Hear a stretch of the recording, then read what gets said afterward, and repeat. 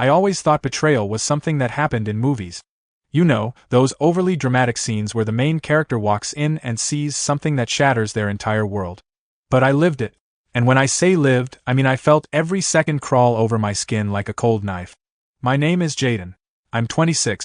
And once upon a time, I was the happiest guy on earth, or at least I thought I was. Before continue, please like this video and subscribe to my channel. That's free and only way to support us. Thank you. It started with her smile. Alina.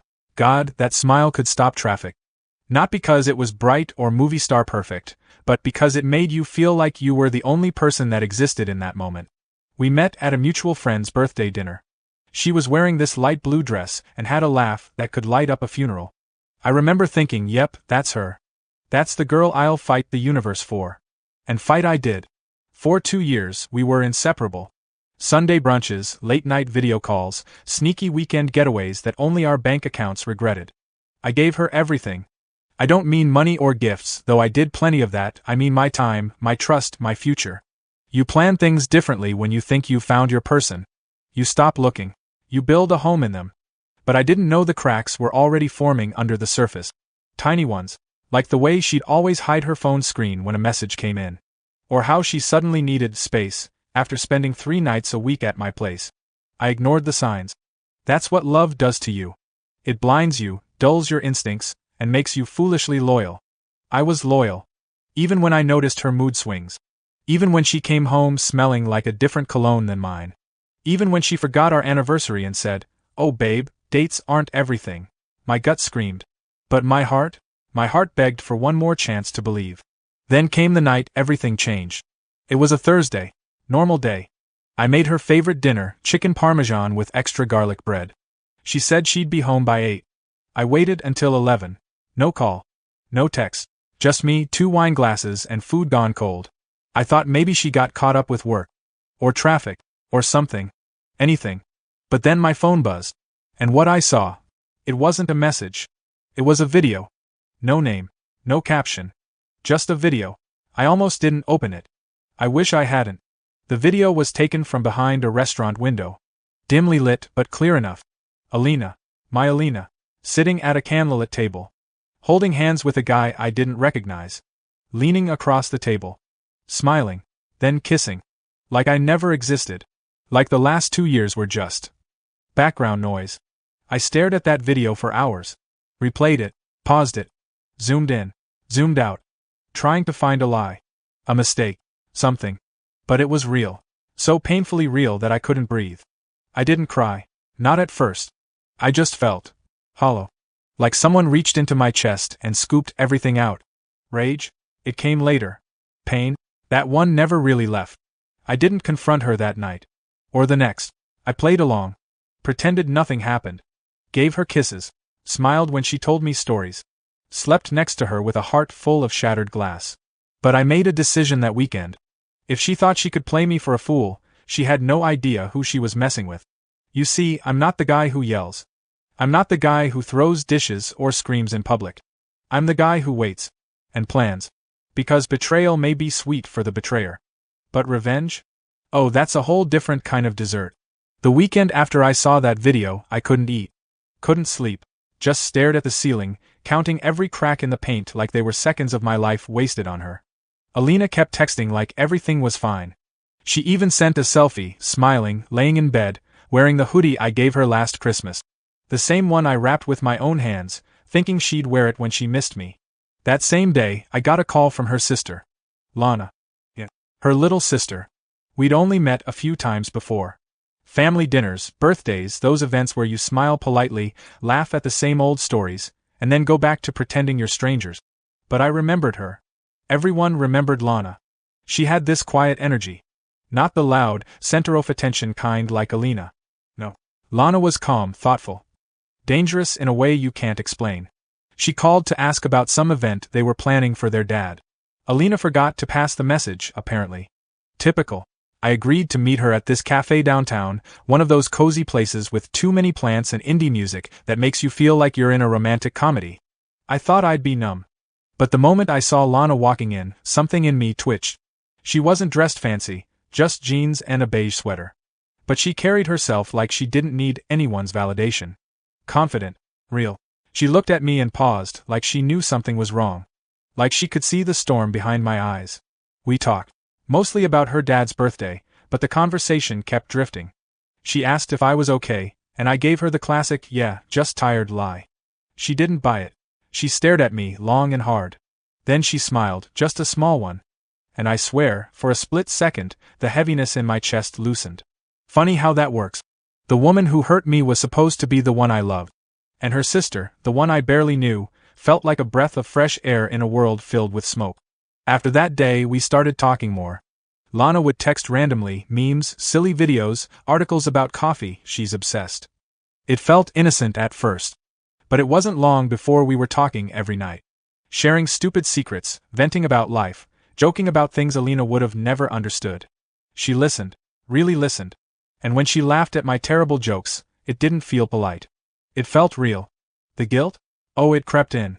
I'd catch myself smiling at my phone, then remember why I even met her in the first place. It wasn't supposed to go anywhere. She was off limits. Family of the woman who crushed me. But the heart doesn't follow rules. And mine? It was tired of pretending. One night, after weeks of talking, Lana asked me out of the blue, "Why are you still with my sister?" I froze. She never brought up Alina before. Not once. I didn't answer right away. She just said, "You look sadder every time I see you." And that hit hard. No one had ever seen me like that. Not even Alina. I wanted to spill it all. Show her the video. Tell her every rotten detail. But I didn't. Instead, I just said, "Maybe I'm tired of being someone's backup plan." She looked down, stirred her coffee like it had answers. Then she nodded. We didn't talk about it again. But something changed that night. The air between us thickened. Like we both understood the line we were towing, and neither of us cared anymore. Days passed. Alina grew more distant. Her excuses got lazier. She forgot my birthday. Lana didn't. She showed up that day with a homemade cake. Chocolate. My favorite. She didn't say anything dramatic. Just handed it to me, smiled, and said, "You deserve to be remembered." That cake? It meant more than any fancy dinner Alina ever gave me. It wasn't about the cake. It was about being seen. We didn't kiss that night. But we hugged. A long, quiet hug that said everything we were too scared to admit. I held her, and for the first time in weeks, I didn't feel like I was pretending. I knew then that something was building. Not just a new feeling, but a decision. I couldn't stay with Alina. That bridge was already burning. But if I walked away, I wanted it to mean something. I wanted her to feel what I felt. Betrayal, regret, emptiness. I didn't want to just leave her. I wanted to leave her with a memory she'd never escape from. And the key to that was standing right in front of me. Her sister. Lana came over one evening with a few books she said I'd left at her place. Funny, since I never remembered taking books there. She stood at the door, pretending to be casual, but I could see the hesitation in her eyes. I let her in. We didn't talk much. Just existed in the same space, nervously sipping tea we didn't really want. She sat on the couch like it was her first time in my place, though she'd been here before, back when Alina still claimed me. This time felt different. There was silence, but not awkward silence. It was the kind of quiet that buzzes with electricity. You could almost hear our hearts trying to talk over each other. I sat beside her, closer than necessary. She didn't move away. Her thigh brushed against mine and stayed there. I asked her about her week. She told me about a nightmare she had, something about drowning in a crowd. I told her I often felt like I was drowning in my own home. Her eyes softened. Then she whispered, almost afraid to be heard, "You don't have to keep drowning." And I swear, right then and there, everything I'd been trying to suppress, weeks of tension, stolen glances, late-night texts, subtle touches, it all exploded. I leaned in. I didn't think. I didn't plan. I just kissed her. Not a hesitant kiss. A deep, slow, desperate one. The kind that's been waiting behind locked doors in your chest, begging to be let out. She didn't push me away. She kissed me back like she'd been holding her breath for years. It was messy, raw, honest. We pulled back for a second, breathing hard, eyes wide, guilt hovering in the background like an unwanted guest. But neither of us spoke. We just looked at each other like the world had tilted, and we were the only ones not falling. That night, we didn't sleep in separate rooms. We didn't make excuses. We didn't pretend we were just friends. What happened between us wasn't some steamy, reckless mistake. It wasn't cheap or dirty. It was two broken people finding something warm in the ashes. I held her. She held me. And for the first time in a long, long time, I slept without waking up in the middle of the night gasping for air. The next morning, I expected her to leave. Maybe slam the door. Maybe cry. Maybe pretend it never happened. But she stayed. She made breakfast like she'd been doing it forever. Eggs, toast, and the worst coffee I'd ever tasted. But I drank it like it was nectar because it came from her. We didn't talk about Alina. Not directly. But we both knew. This was the point of no return. There was no going back now. No reset button. I wasn't just a guy who'd been cheated on. I was the guy who was sleeping with his girlfriend's sister. And I didn't feel bad about it. Not one bit. It wasn't revenge yet. It wasn't calculated. It was survival. But something inside me was waking up, something darker, sharper. I realized Alina had broken something in me. And now I wasn't just picking up the pieces. I was forging them into a weapon. The idea came to me slowly, like poison dripping into water. What if I didn't just leave Alina? What if I didn't just cheat back? What if I took everything she took from me and flipped it? What if the next time she saw me, I was standing next to Lana, at the altar, as her husband? What better way to break someone who thought they'd never be broken? It wasn't just about hurting her. It was about making her realize what she'd lost. Not just me, but everything she thought she controlled. Would Lana say yes? That was the gamble. But the way she looked at me that morning, hair messy, hoodie half off one shoulder, smiling with sleepy eyes. I had a feeling I wouldn't need to ask twice. Still, I had to be smart. Alina didn't suspect anything. Yet. But secrets have short lifespans in tight families. One wrong move, and everything would burn before I could light the match myself. So I smiled. Played the game. Kissed Alina's forehead the next time I saw her. Told her she looked beautiful. All while knowing her sister had left lipstick marks on my pillow the night before. And oh, the game was just getting started. I never knew how exhausting double lives could be until I had to live one. With Alina, I played the loyal boyfriend. The one who remembered dinner reservations, sent good morning texts, and acted like her little white lies weren't slowly carving into my soul. I even started complimenting her more because part of me wanted her to be comfortable. Too comfortable. I wanted her guard down, blind to what was coming. But with Lana, God, it was different. Lana saw the real me. The sarcastic, stubborn, messy version. The one who snored at night and danced terribly in the kitchen when he thought no one was looking. She didn't just tolerate that guy, she liked him. She made me feel like I didn't have to be perfect because to her, I already was. We'd meet in quiet places. Hotel rooms with scratched walls and cheap wine. She'd wear oversized hoodies and nothing underneath. I'd lose myself in her, fingers trailing skin that still tasted like betrayal, but sweeter now, because this betrayal was mine. My choice. We'd kiss like the world was ending and touch like it never would. But after every moment of soft laughter or tangled sheets, reality crept back in. She was Alina's sister. And I was still wearing a mask in front of the woman who wrecked me. The turning point came at a family barbecue. Alina had begged me to come. Said it was important. I didn't want to, but I knew if I was going to carry this revenge to the finish line, I had to keep the act alive. So I showed up, fresh haircut, fake smile, and a perfectly wrapped gift for her dad. Lana was there too. Wearing red. Looking dangerous. Our eyes locked for a second too long. Her breath caught. I saw it. The slight tremble of her fingers gripping her glass. But she said nothing. Just smiled politely and went back to helping in the kitchen. It was like dancing on glass. Every glance we shared, every passing touch that could have been accidental, it all felt like a firecracker waiting to explode. Alina clung to me like we were newly in love. Introduced me to some cousin I'd never met and called me, the man I'm going to marry. Someday. I smiled through it. Even laughed. But inside, I was already planning what my wedding really would look like, and who'd be walking down the aisle in white. After dinner, I stepped away to get some air. Lana followed. She didn't say anything at first. Just stood beside me, arms crossed, the scent of charcoal and rose perfume hanging between us. Then she whispered, "This is getting dangerous." I turned toward her. Close enough to feel her warmth. "It was dangerous the moment we kissed," I said. She looked up at me. I could see it in her eyes, the war. The guilt, the thrill, the fear of being caught. And the absolute inability to walk away. Then she did something that caught me completely off guard. She kissed me. Right there. Behind the garage, just out of sight from the fairy lights and family chatter. It wasn't soft. It wasn't hesitant. It was full of frustration and hunger and something that felt a lot like love, but neither of us would dare call it that yet.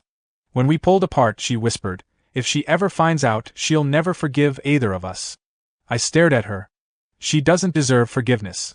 And in that moment, I saw her walls drop. Not because she wanted to hurt her sister, but because she realized I was right. Alina wasn't a victim. She was a manipulator who played the game first and lost. The next week, I bought a ring. Not just any ring. A sapphire set in a gold band, something Lana once said reminded her of her childhood dream wedding. I didn't ask Alina's ring size. I already knew Lana's. I didn't plan a proposal right away. No. The plan had to be slow. Calculated. Like dripping honey into poison. Step 1.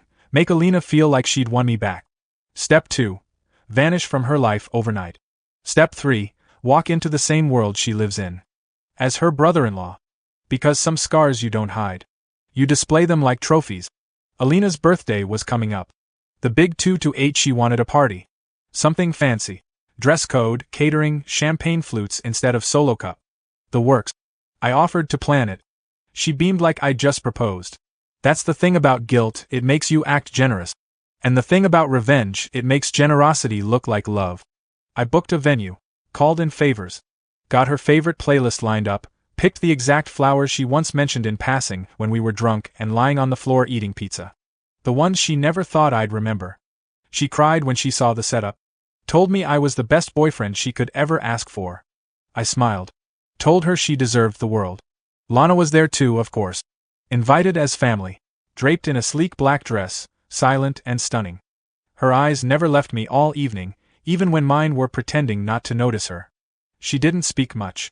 Just smiled when people talked to her, drank her wine quietly, and stood just far enough from me that no one would notice the magnetic field pulling us toward each other. That night was chaos in slow motion. Alina laughed like a child again. Told stories about her university days, bragged about how lucky she was to have me.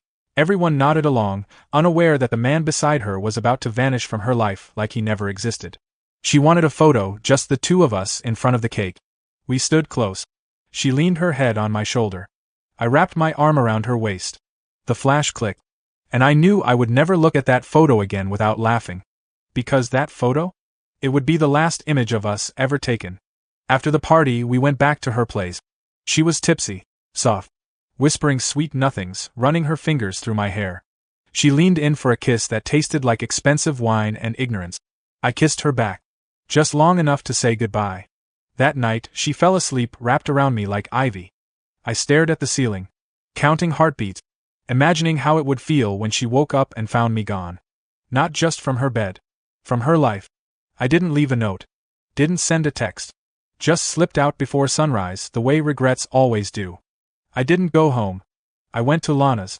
She opened the door in pajamas, hair messy, mouth slightly open in surprise. But her eyes said she already knew. She didn't ask where I'd been. She just stepped aside and let me in. That morning we didn't talk much. Just lay there, tangled up like roots under dirt. Her hand resting on my chest, feeling my heartbeat like it meant something. And maybe it did. Because something shifted in me that day. It stopped being just about revenge. I started thinking about forever.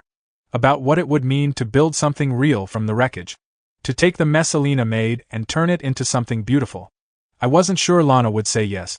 But I was ready to ask. She fell asleep on my chest. Breathing slow, peaceful. I stared at the ring in my pocket. Sapphire, gold. The one that matched her dreams. And I knew. It was time. Not just to leave the past behind. But to bury it. With a wedding. It had been 3 weeks since I vanished from Alina's life without a trace. She called. Texted. Messaged me on every platform she could find. Her first texts were sweet. Confused. Then desperate. Then angry. Then heartbreaking. I ignored them all. But I knew exactly where she was. The best part? She didn't know where I was. She didn't know who I was with. Still waking up thinking I'd come back. Still wondering what she did wrong, without ever guessing the truth. She thought she was the victim. She thought I ghosted her because I couldn't handle commitment. She told her friends I probably had some breakdown. She even started dropping subtle hints on social media.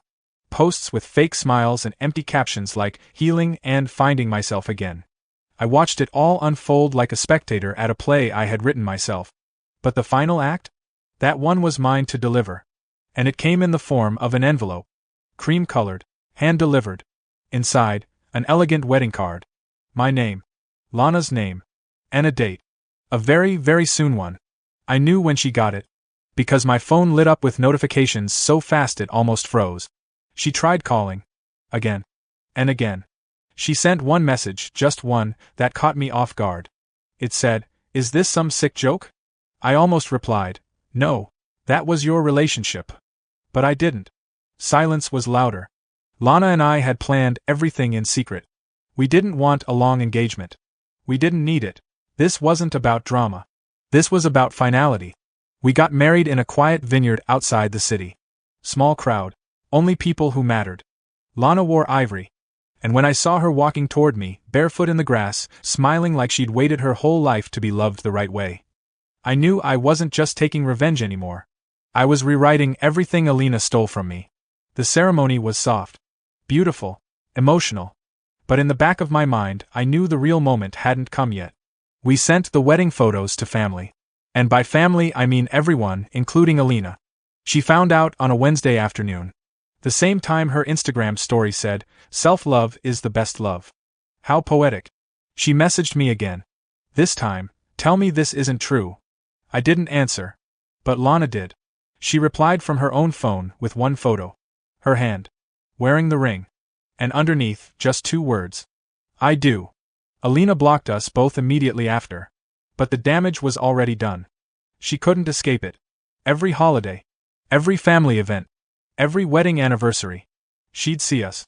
She'd sit across the table from the man she once betrayed, now married to the sister who loved him better. People say revenge is a dish best served cold. But mine? It was served hand in hand with a woman who made me forget I was ever broken. And the best part? Alina had to swallow it with a smile. If you think revenge ends with the wedding kiss, you're wrong. That's the part the movies get wrong. The real story begins after the fairy tale.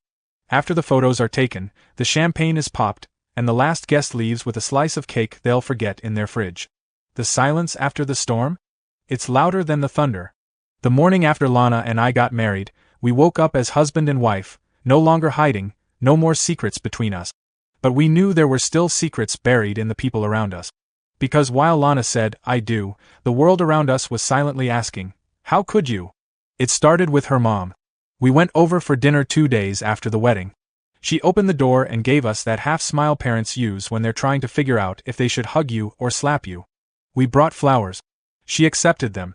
But not the situation.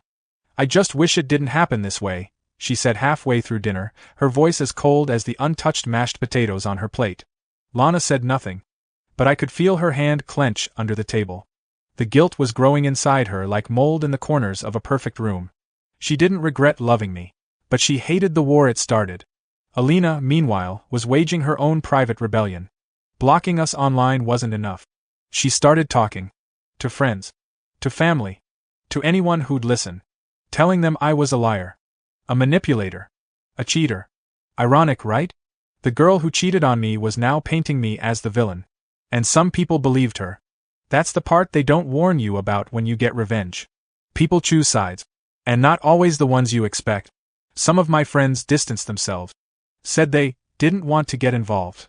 As if betrayal was a math problem and they didn't want to pick the wrong answer. Lana cried one night. In the dark. She didn't say much. Just curled into me and whispered, "Did we destroy something that can't be fixed?" I held her tight, brushed the hair off her forehead. And I said, "Maybe it was never whole to begin with." The truth is, Lana and Alina were never close. They shared a bloodline but not a bond. Still this was war. Alina sent an email, long, dramatic, full of bullet points and passive-aggressive apologies. She said she missed me. Said she was confused when she cheated. Said she didn't mean to fall into someone else's arms. Said she never thought I'd do this to her. Funny how cheaters always play the victim when karma circles back. She ended the email with one final gut punch. "You used me. And now you've ruined my relationship with my sister forever." I didn't reply. Because she was wrong. I didn't ruin anything. She did. I just picked up the pieces. And chose to build something better. But Alina wasn't done. 2 weeks after the wedding, she showed up at our place. Unannounced. Lana answered the door. And I watched from the hallway as two sisters stared at each other like strangers. Alina didn't shout. Didn't cry. She just said one thing. He'll leave you too. Lana didn't flinch. She smiled, looked her sister dead in the eye, and said, only if I cheat first. The door closed.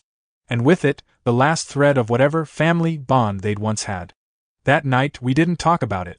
We just turned the lights down low, poured 2 glasses of wine, and danced in the living room barefoot. Her in a hoodie. Me in my boxers. No music. Just heartbeats. Lana kissed me softly. Then not so softly. We moved to the couch. Hands tangled.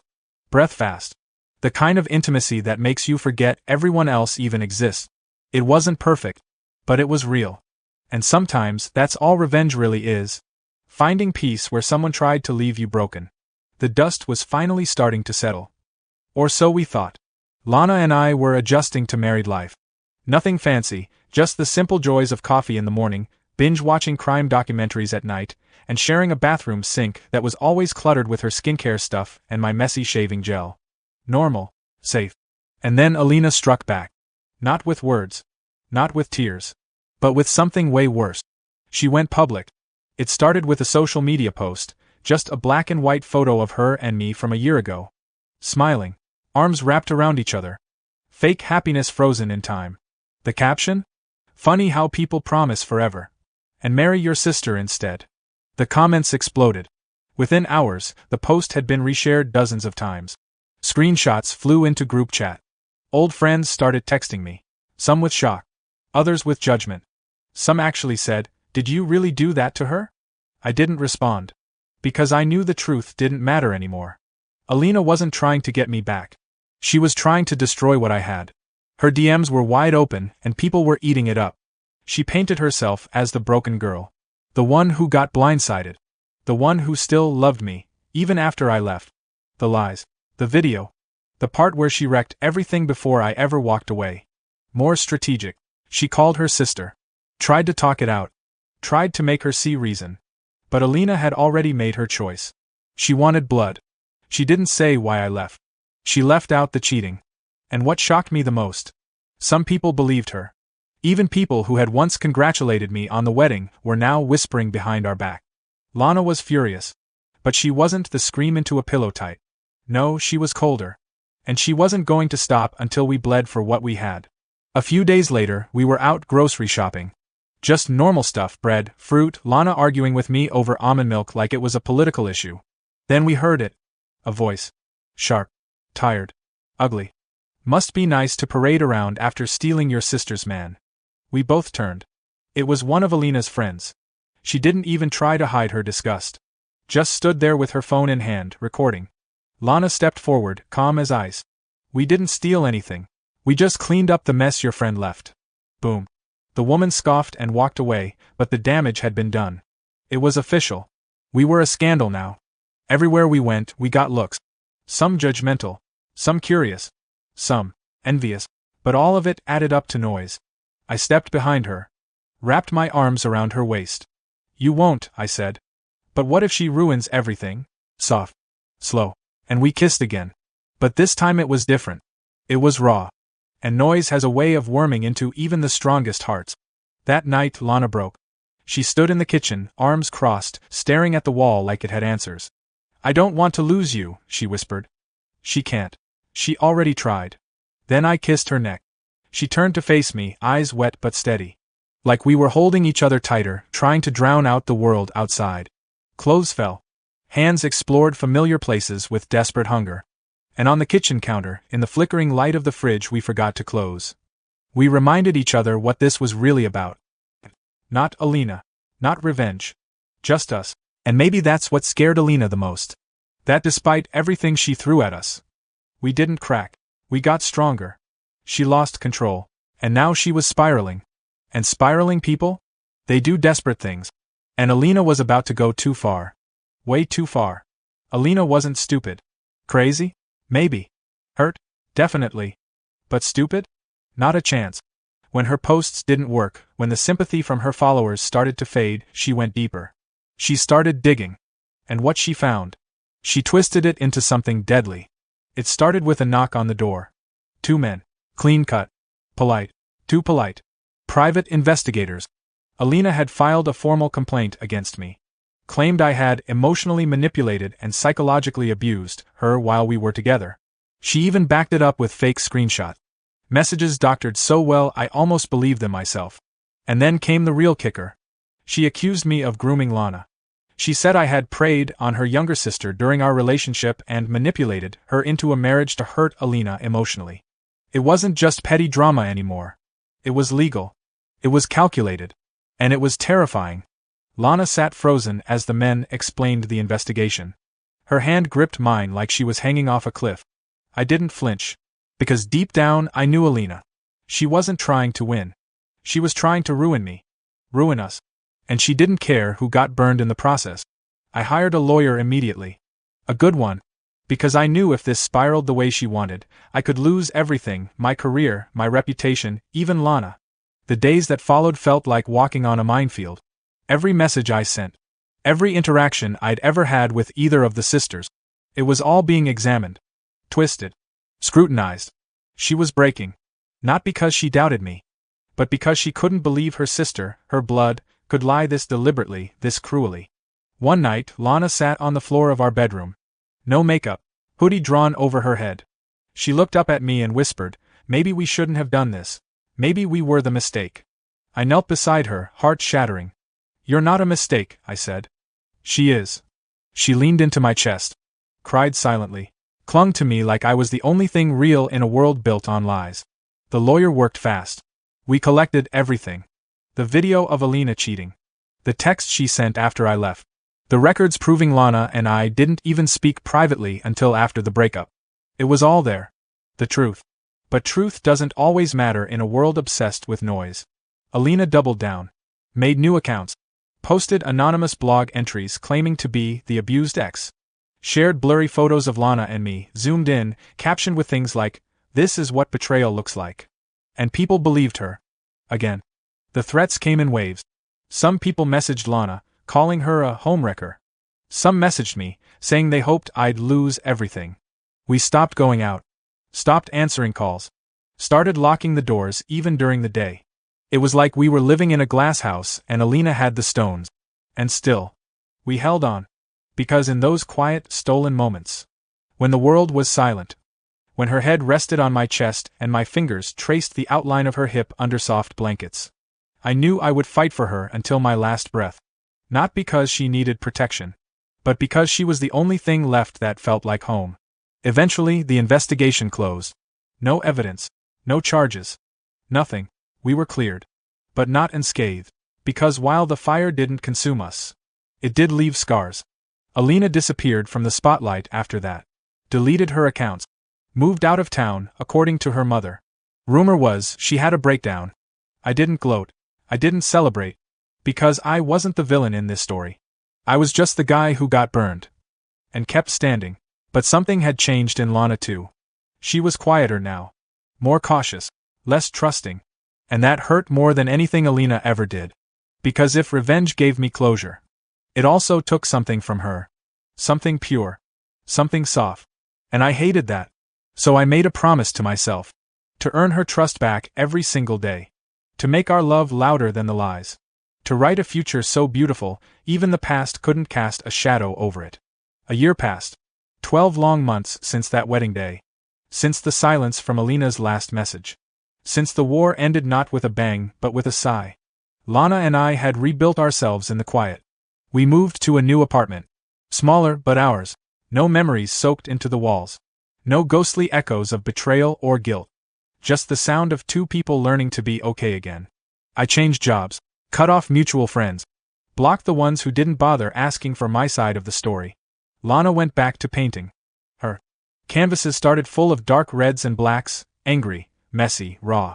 But over time, blues crept in. Then golds. Then soft yellows. She was healing. We both were. One morning, I found her in the kitchen in nothing but my shirt, humming while pouring coffee, and I realized something. We survived. Not because we won. But because we didn't let her destroy what was left. Alina? I hadn't heard from her since the investigation collapsed. No more messages. No more posts. No more anonymous emails or legal letters. Just silence. And maybe that was her final apology. Or maybe it was defeat. Either way, I didn't care anymore. People still talked about us sometimes. Some still called it scandal. Others said it was karma. But those voices faded over time. Replaced by real ones, people who saw us for who we were, not who we used to be. Was it worth it? The revenge? The chaos? The lies? Honestly? Yeah. Because if I hadn't lost Alina, I'd never have seen Lana. I'd never have known what it meant to be loved without conditions. Without games. Without secret. The love I share with Lana isn't perfect. We argue. We sulk. Sometimes we just sit in silence, waiting for the other to say something first. But it's real. Honest. And after everything we've survived, I wouldn't trade it for anything. One night, lying in bed, she rolled over and asked, "Do you ever think about her?" I knew what she meant. I paused. Then nodded. Sometimes. Not with love. Not with hate. Just. Like a bad dream I woke up from. She smiled. Kissed my shoulder. I don't hate her anymore either, she said. I just feel sorry for her. And that's when I knew the revenge was truly complete. Because real revenge isn't loud. It's not fire and fury and screaming matches. Real revenge is peace. It's sleeping soundly. It's laughter in the morning.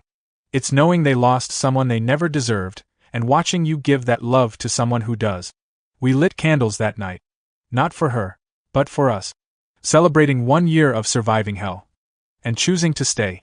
I kissed Lana under the warm flicker of orange light. Our lips slow, gentle. Then faster, deeper. Clothes melted off in a trail from the couch to the bedroom. She lay beneath me, looking up with that familiar spark, the one that reminded me I wasn't broken anymore. And in the dimness, we made love like we were still proving to the world that nothing, not lies, not guilt, not betrayal, could touch what we built. Because revenge was never just about hurting her. It was about saving me. And in doing that, I found her. Lana. The one who kissed my scars. And turned them into something beautiful. Please like this video and subscribe to my channel. That's free and only way to support us. Thank you.